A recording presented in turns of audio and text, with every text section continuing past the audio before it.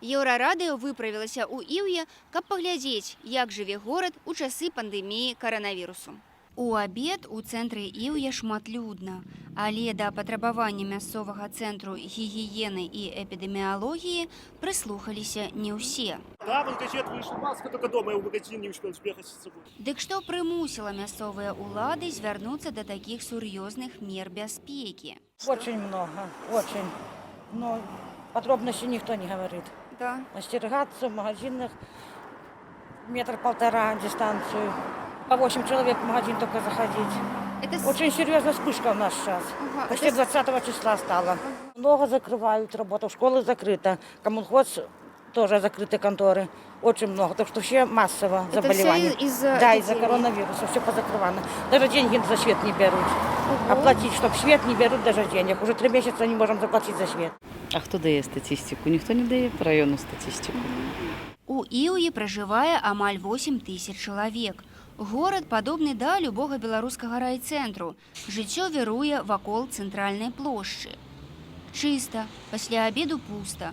Пра тое, што нешта не так, нагадваюць хуткія, людзі ў масках і аб'явы на дзвярах аптэк ды крамаў. У астатнім усё як заўсёды. Ну, насколько я знаю, все предприятия пока работают. Кто знакомый, кто не на карантине, то предприятия работают. Частники работают, частники, кажется, за счет людей живут, поэтому, как ни крути, работают все. Я сам в строительный магазин, продовольствие хожу, поэтому все пока работают. У небяспеку COVID-19 вераць не ўсе іўеўцы. А чего бояться? Я думаю, что коронавирус то же самое, как вирус, как грипп. От гриппа тоже люди умирают, то есть осложнения дает. Чего бояться?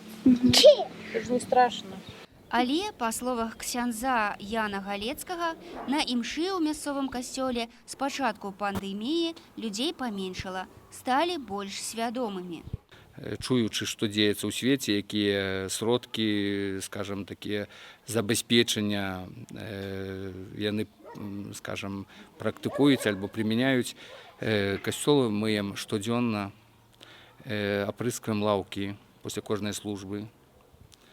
І, конечно, тое, што датычыць адлегласці людзей на службе. То есть людзі прапануем, каб людзі занялі такую адлегласць. Зрэшты, мне выдаецца, што сама людзі ўжо это практыкуюць. Прыходзяць у масках таксама, у аднаразовых рукавіцах гэтых. Высветліць, што сапраўды адбываецца ў Іўе, складана. Так выглядае наша гутарка з галоўным лекарам ЦРБ Іваном Глазом. Дело в том, что я вам ничего не расскажу, потому что, я к этому отношения не имею. Я лечу людей, меняю масочный режим. Я понимаю, но просто... Я могу вам дать номер главного врача Центра гигиены и эпидемиологии, если хотите. Я думаю, мы найдем, конечно, его в интернете. Просто, смотрите, мы сейчас в городе в самом говорим с людьми, они говорят, что больница переполнена, что очень много пневмонии. Знаете, комментарии я давать не буду. А галоўная ўрач Цэнтру гігіены і эпідэміялогіі Анастасія Жамойта увогуле запэўнівае, што ніякага абавязковага нашэння масак у горадзе няма. Ничего не произошло, все это носит рекомендательный характер. Руководители субъектов хозяйствования сами решают, принимают меры, вводить им такое ограничение или нет. Это все только рекомендовано. Всей официальной информацией, статистикой обращайтесь в пресс-центр Минздрава, там вам все расскажут.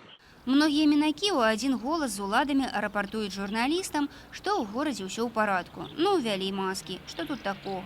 Да, вроде ничего не происходит, масочный режим ввели и все. У маленькім горадзе сапраўды складана вырашыцца адкрыта гаварыць у мікрафон. Не знаем. Сами проверяем, что еще. Пасля прыезду журналістаў у Іўе абавязковае нашэнне масак у грамадскіх месцах афіцыйна адмянілі. Маша Колесникова, Александр Васюкович, Еўрарадыё.